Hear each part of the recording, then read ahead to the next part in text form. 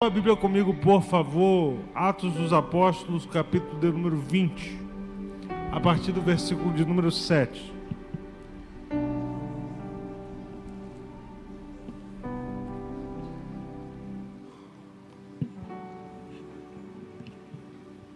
Diz assim a palavra do Eterno. E no primeiro dia da semana, juntando-se os discípulos para partir o pão, Paulo pregava para eles, pronto para partir no dia seguinte, e continuou o seu sermão até a meia-noite. Havia muitas luzes no cenáculo onde eles estavam juntos.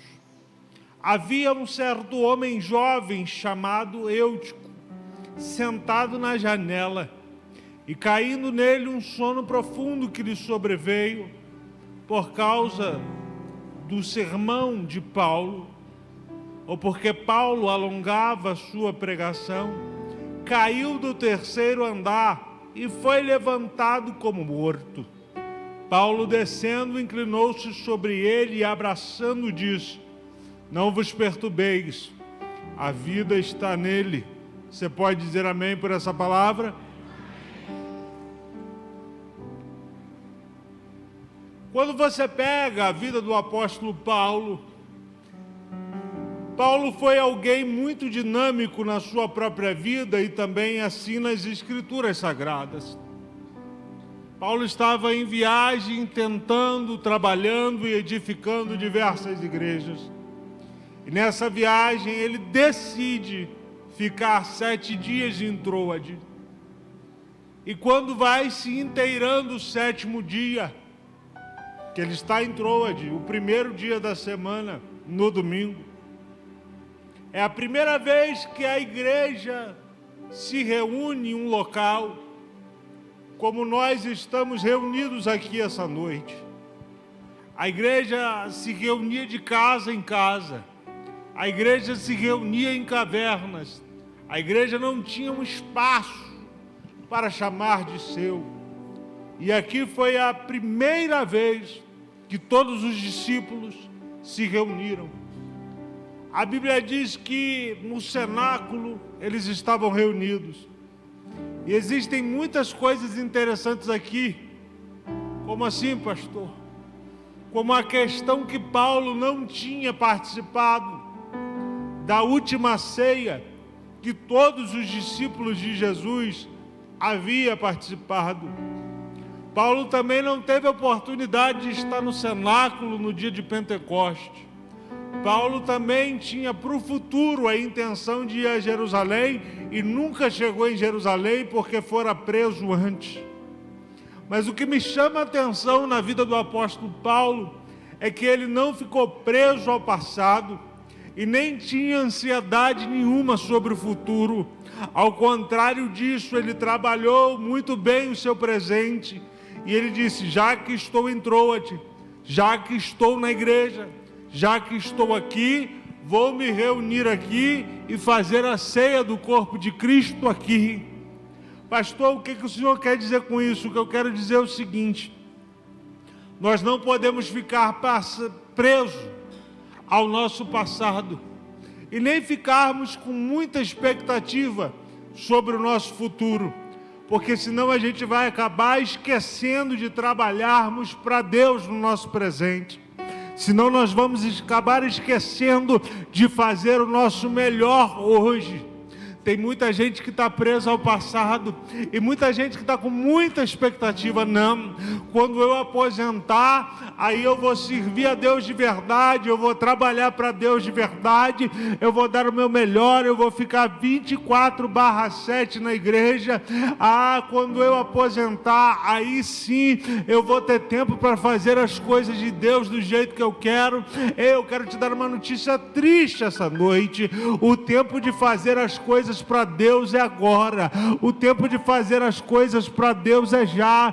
Você não precisa aposentar. Faça o seu melhor agora. Entregue o seu melhor agora. Se doe para Deus agora. Sabe por quê? Porque você não sabe o dia e nem a hora em que isso tudo aqui irá acabar. Às vezes você está pensando, não, lá na frente eu vou fazer, lá na frente eu vou acontecer. Às vezes você que está me ouvindo essa noite, pode até pensar assim, eu estou muito jovem para assumir um compromisso com a igreja, eu estou muito jovem para assumir um compromisso com Cristo, eu estou muito jovem para fazer parte desse grupo. E eu quero te dizer uma coisa, a sua vida pertence ao Senhor, tudo aquilo que você tem pertence a Deus, inclusive o tempo que você tem na terra pertence ao Senhor. Não desperdice esse tempo ansiando algo pelo futuro, que esse futuro pode vir a chegar, sim, mas ele também pode ser parado hoje. Então sirva a Deus com o seu melhor hoje,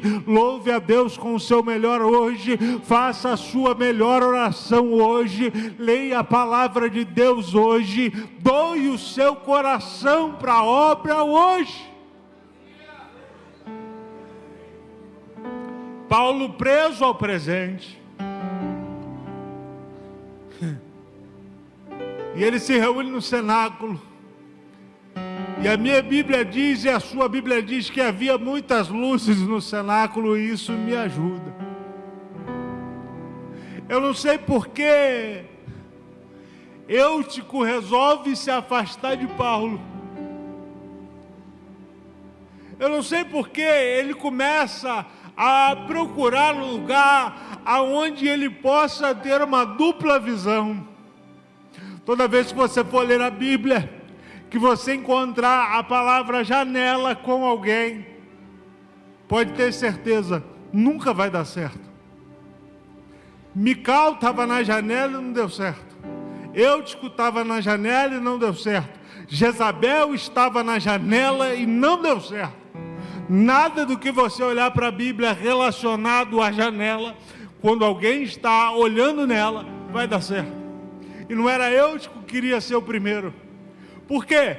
Ele procurou uma posição confortável. Quem está me ouvindo, diga amém. Daqui eu posso prestar atenção no sermão, mas daqui eu posso olhar tudo que está acontecendo lá embaixo. Daqui eu posso prestar atenção nas coisas de Deus, mas daqui também eu posso prestar atenção em tudo que está acontecendo no mundo.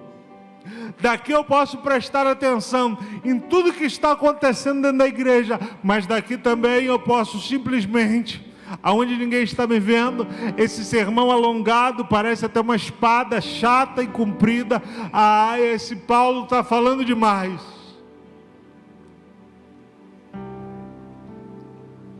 E o Eutico agora é dominado por um sono profundo.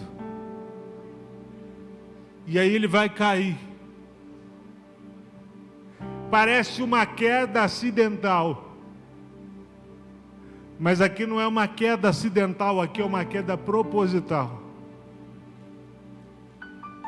Por quê, pastor? Porque ele escolheu estar na janela. E aí você não pode culpar A ou B. Você não pode dizer, eu caí porque Paulo demorou demais pregando. Eu caí porque tinha muitas luzes no cenáculo e eu fiquei com sono. Não, eu caí por causa disso. Eu posso trazer para os dias de hoje, diga amém. Eu caí porque não foram me visitar. Eu caí porque não tiveram amor por mim. Eu caí porque não prestaram atenção na minha vida. Ei! Deixa eu te dizer uma coisa em nome de Jesus. Existem quedas acidentais, eu creio nisso, mas existem quedas propositais. E a queda do Eutico foi proposital, ele escolheu estar na janela.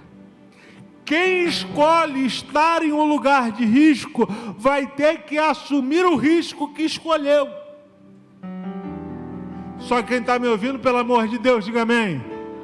Dá um toque no seu vizinho e fala assim, não é hora de se arriscar não. Permanece na sua posição com Deus. Porque tem gente que se arrisca demais. Perdoa dizer isso no domingo à noite, mas tem gente que flerta com o pecado. E quando o pecado o seduz, ele quer fazer e dizer como Adão: foi a mulher que o Senhor me deu. Eutico está na janela, porque ele escolheu estar na janela. Eutico está na janela para ter uma visão privilegiada do mundo com a segurança da igreja. E eu vou te falar, quem escolhe estar dentro da igreja não fica buscando um olhar privilegiado no mundo não, porque a igreja não vai te proteger. Porque se você está no meio do caminho, você pode tombar tanto para dentro quanto para fora.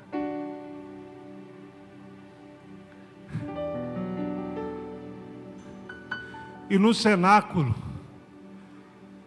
continua tendo luz.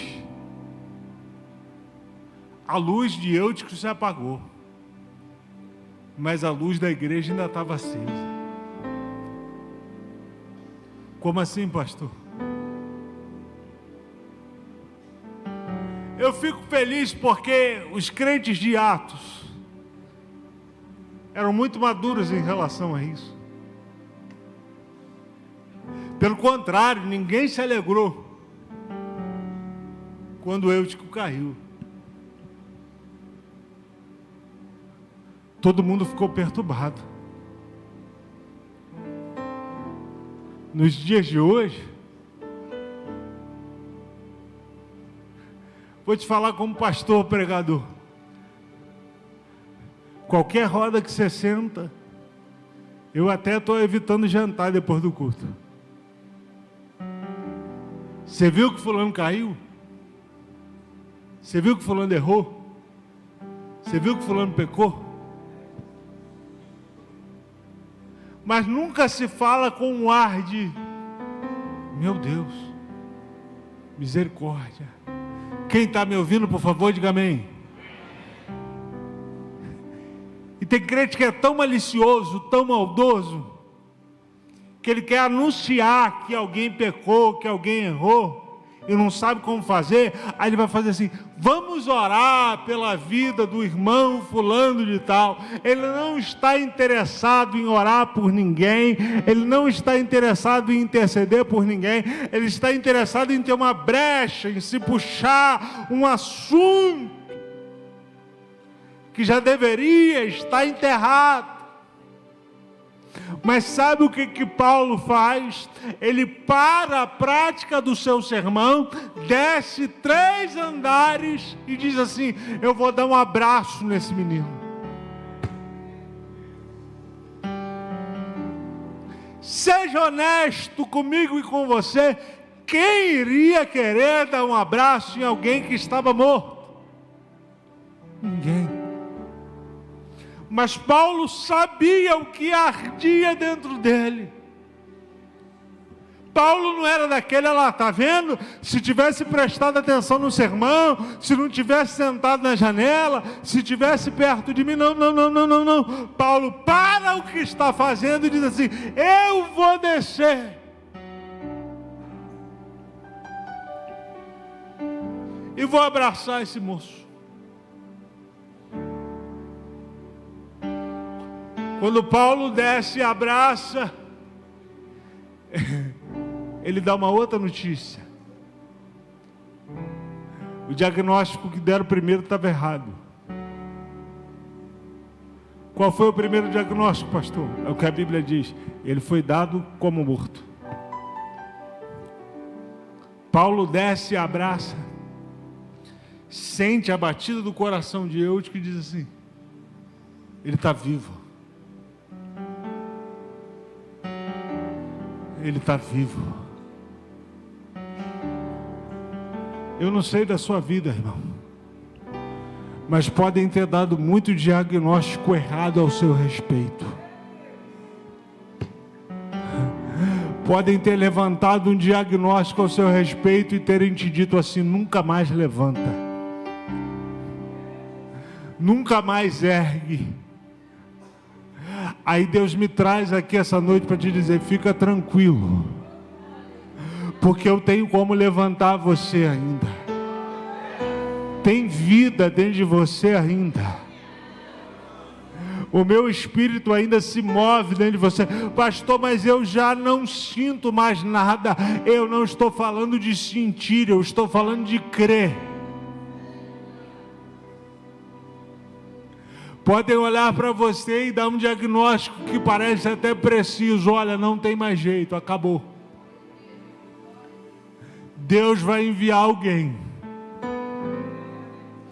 com uma palavra de restauração.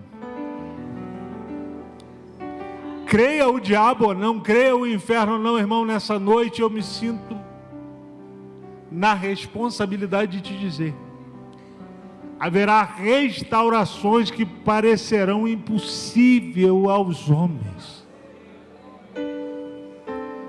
Diagnósticos fechados das piores espécies, Deus ainda pode reverter. Paulo desce, abraça, sobe e continua celebrando a ceia. Como assim, pastor? Continua celebrando a comunhão. Imagina onde todo mundo iria parar, porque o assunto da noite agora deveria ser o menino que ressuscitou. O assunto da noite agora deveria ser o menino que caiu e levantou. O assunto da noite agora deveria ser como é que Paulo para um sermão e volta.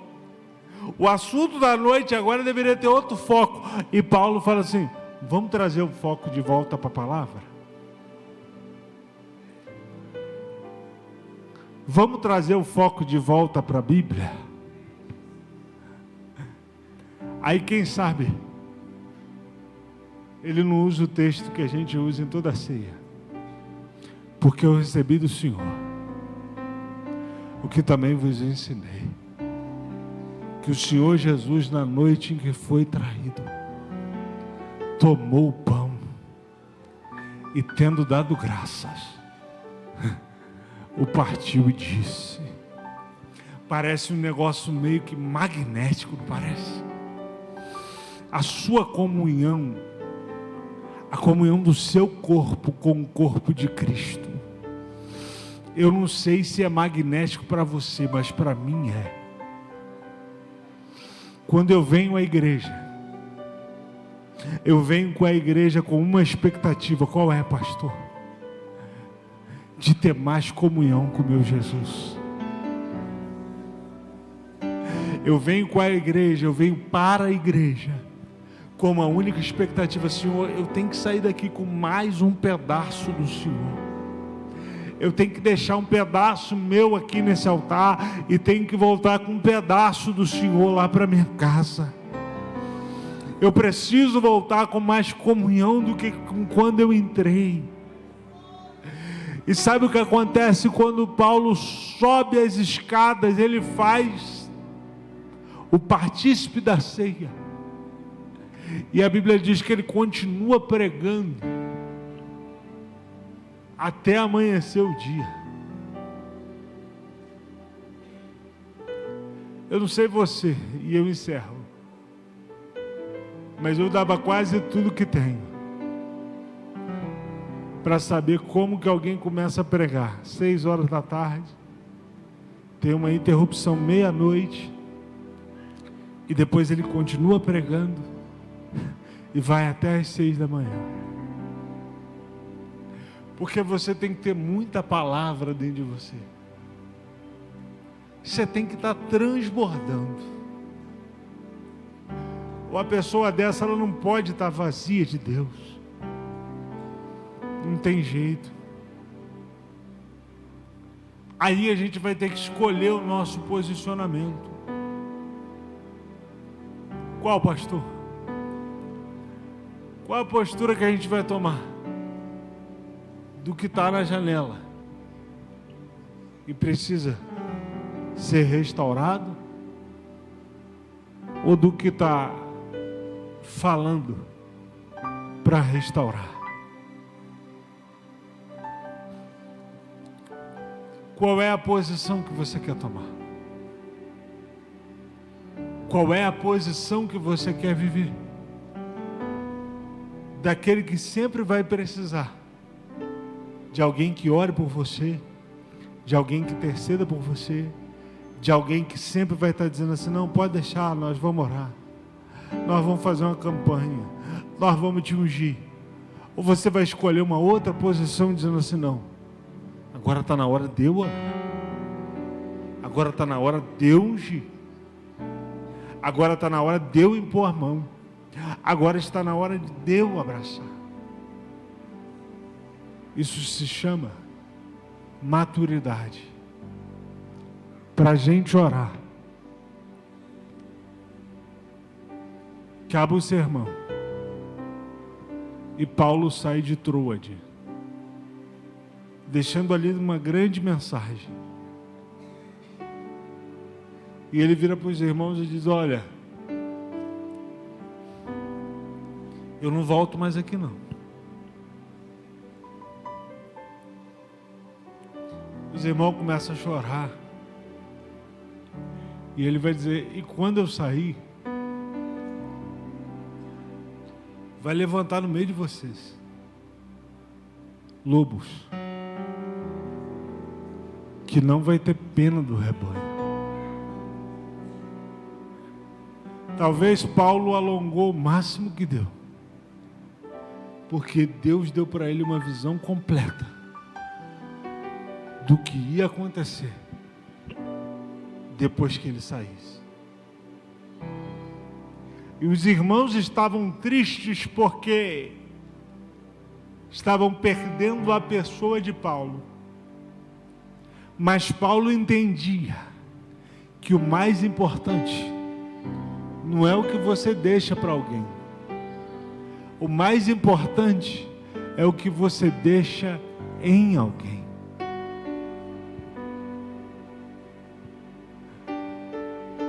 O que você, o que eu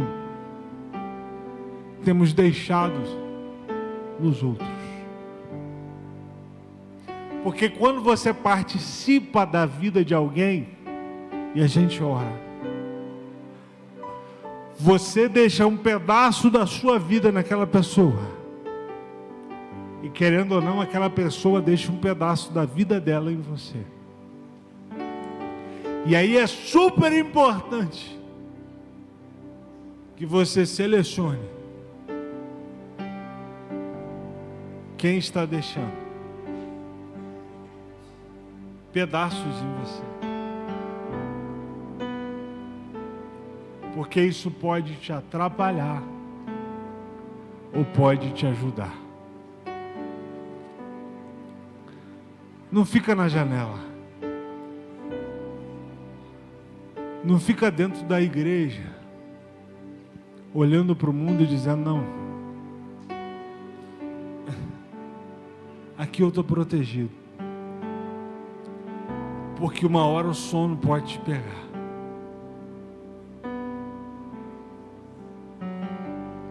Vai para mais perto da palavra. Pastor, mas e se o sono me pegar lá? Não tem problema, pelo menos você está lá dentro. Não tenta ter uma visão privilegiada da onde você não deveria estar nem olhando. Não tenta ter uma visão privilegiada de coisas que você já deveria ter virado as costas.